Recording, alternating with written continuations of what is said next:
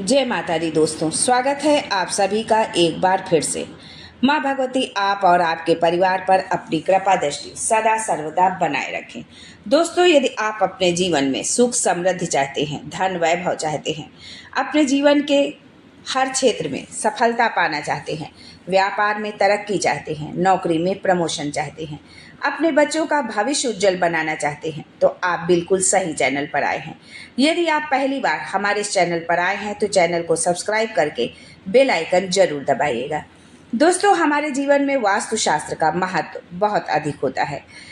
अगर किसी भी कार्य को करने से पहले या फिर करने के दौरान वास्तुशास्त्र में बताए गए नियमों का पालन किया जाता है तो इसके परिणाम काफ़ी शुभ और सकारात्मक होते हैं। वहीं जब इन नियमों का नज़रअंदाज कर देते हैं हम, तो इसके परिणाम भी उतने ही बुरे हो जाते हैं। दोस्तों, आज हम आपको बताएंगे कि आपको आपके घर पर मौजूद कुछ ऐसी चीज़ों के बारे में हम बताने जा रहे हैं जिन्हें आपको भूल कर भी कभी अपने घर पर खुला नहीं छोड़ना चाहिए। जब आप इनमें से किसी भी चीज़ को अपने घर में खुला छोड़ते हैं तो पूरी संभावना है कि आने वाले कुछ ही समय में दरिद्रता और गरीबी आपके दरवाजे पर दस्तक जरूर देगी। तो चलिए जानते हैं इन चीज़ों के बारे में। लेकिन आगे बढ़ने से पहले आपसे रिक्वेस्ट करती हूँ कि वीडियो को लाइक करिएगा, दोस्तों को शेयर कर दीजिएगा, और अगर आपने अभी तक चैनल को सब्सक्राइब नहीं किया है तो चैनल को सब्सक्राइब करके बेल आइकन जरूर दबाइएगा। दोस्तों, पहली चीज़ है किताब। अगर आप किताबों को पढ़ने के बाद उसे खुला हुआ छोड़ देते हैं तो आपको ऐसा कभी भी नहीं करना चाहिए।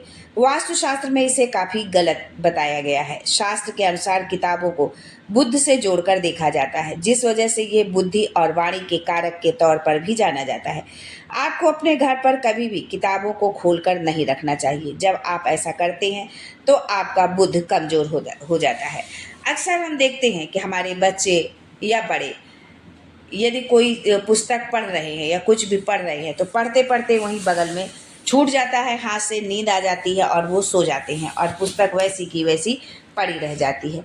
तो यदि हमारे बच्चे करते हैं तो हमारे बड़ों का ये दायित्व है कि उस किताब को बंद करके रख दें जो है, और ख़ुद भी इस बात का ध्यान रखें कि आपको जो है इस तरह की गलतियाँ आपको नहीं करनी है। दूसरी चीज़ है नमक। दोस्तों, वास्तुशास्त्र के अनुसार आपको नमक का इस्तेमाल करने के बाद उसे कभी भी खुला हुआ नहीं छोड़ना चाहिए। नमक का संबंध चंद्रमा से होता है और जब आप इसे खुला छोड़ देते हैं तो इससे आपका चंद्रमा कमज़ोर हो जाता है। अगर आप नहीं चाहते कि आपका चंद्रमा कमज़ोर हो तो ऐसे में आपको सोमवार के दिन नमक का दान जरूर करना चाहिए। सोमवार के दिन आप खड़े नमक का दान या पिसे हुए पैकेट नमक का दान आप जो है इसको कर सकते हैं। दूसरी चीज़ ये भी है कि नमक यदि आप खुला छोड़ते हैं तो खास करके गर्मी के दिनों में जो है छिपकलियाँ बहुत आती हैं और नमक पर उनका आकर्षण कुछ अधिक ही होता है, तो वो छिपकली नमक को जूठा कर देगी जो है। और इससे यदि भूल से भी अगर आपने खुला छोड़ा है और ऐसा हो गया तो वो आपके घर परिवार के लिए बहुत ही हानिकारक साबित होगा। इसलिए नमक को आप भूल कर भी खुला ना छोड़ें। दोस्तों, दूसरी चीज़ है अलमारी। आपको भूल कर भी अपनी अलमारी को खुला नहीं छोड़ना है। अगर आप ऐसी गलती करते हैं तो इससे माँ लक्ष्मी आपसे रूठ जाती हैं और क्रोधित भी हो जाती हैं। जिन घरों में अलमारी को खुला रखा जाता है उनमें दरिद्रता का वास होना तय है। अक्सर हम देखते हैं कि हम कोई काम कर रहे होते हैं और बीच में यदि कोई फ़ोन कॉल आ गया या किसी ने बुला लिया तो हम अलमारी को वैसा ही खुला छोड़कर चले जाते हैं। लेकिन आपको इस बात का ध्यान रखना है कि हम जितनी देर अलमारी खुली है हमारी, हम कुछ कर रहे हैं, रख रहे हैं या सफाई कर रहे हैं, लेकिन उसके बाद हमको अलमारी को बंद करके ही उस जगह से हटना है। दोस्तों, तीसरी चीज़ है खाने की चीज़ें। वास्तुशास्त्र के अनुसार आपको अपने घर या फिर रसोई में कभी भी खाने की चीज़ों को खुला नहीं छोड़ना चाहिए। ऐसा करना काफ़ी गलत साबित होता है। अगर आप करते हैं तो आपको अन्न और धन दोनों ही चीज़ों की समस्याओं से जूझना पड़ता है। माता अन्नपूर्णा इससे रुष्ट हो जाती हैं। कई बार खुले भोजन में कीड़े गिरने से आपके सेहत पर भी काफ़ी बुरा असर पड़ता है। दोस्तों, चौथी चीज़ है दूध। आपको कभी भी अपने घर पर दूध को खुला नहीं छोड़ना चाहिए। जब आप दूध को खुला छोड़ते हैं तो इससे आपके शुक्र के कमज़ोर होने की संभावना बढ़ जाती है।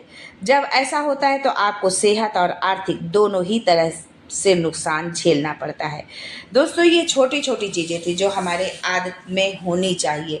अगर हम इस तरह की गलती जाने अनजाने करते हैं तो हमें इन गलतियों को करने से बचना है। आज के लिए बस इतना ही। फिर मिलते हैं कुछ नया, कुछ अलग, कुछ अद्भुत लेकर। तब तक के लिए जय माता दी and thanks for watching my video.